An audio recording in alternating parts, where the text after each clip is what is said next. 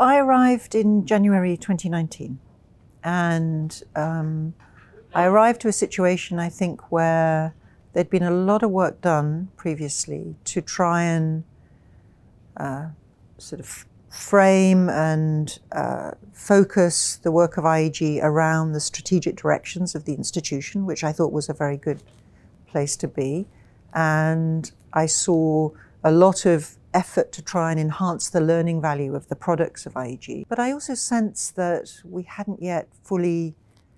sort of broached the issue of how to use our independence most effectively to support the work of the institutions. So when I arrived, I was a little concerned that there was a bit of distance between IEG and the institutions, that distance wasn't altogether helpful to us. And I felt that we needed to spend a little bit of time thinking again about how we used our independence most constructively and in a value-adding way to support the institution's mission. So I think we've come a long way. And I think I feel that, and I hear from our key counterparts around the institution, from the board through management of the three institutions and down to operational level, that we are definitely in a different place today. That sense of distance has been narrowed, and the work that IEG does, undertaking evaluation work with the objectivity and impartiality of our independence, has a particular value and a value contribution for the institution. It comes as a trusted source of evidence. It is crafted in a way that is above the fray, if you like. We ask the questions sometimes that others are not prepared to ask, and we are therefore considered to be a credible and reliable partner for the institution.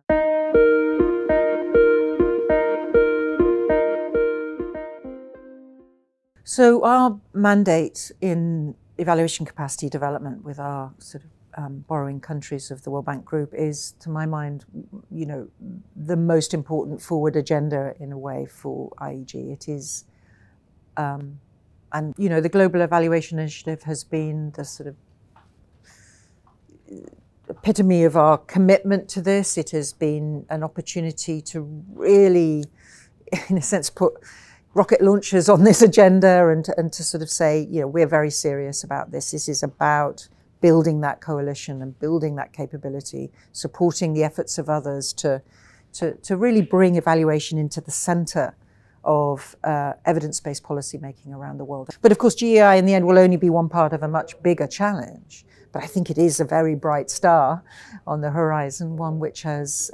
captured a lot of the imagination already, and I think has an absolutely brilliant mission.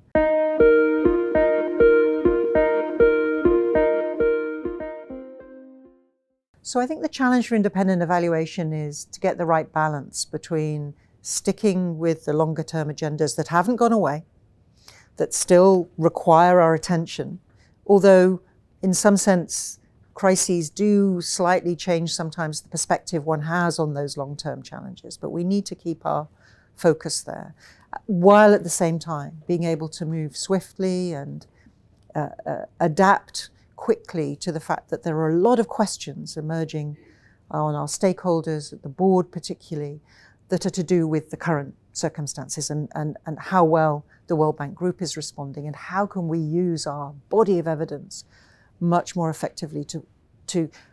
not necessarily answer those questions, but to bring insight and evidence to help build answers to those questions. So one of the first things we did around the pandemic was to immediately go and draw out of our IEG back catalogue of evidence whatever we had on different health-related and financial-related crises that we could package quickly as a set of learning and insights for management to think about their own approach, and then also for the board to be able to reflect on the evidentiary underpinnings, if you like, of management's response to the crisis.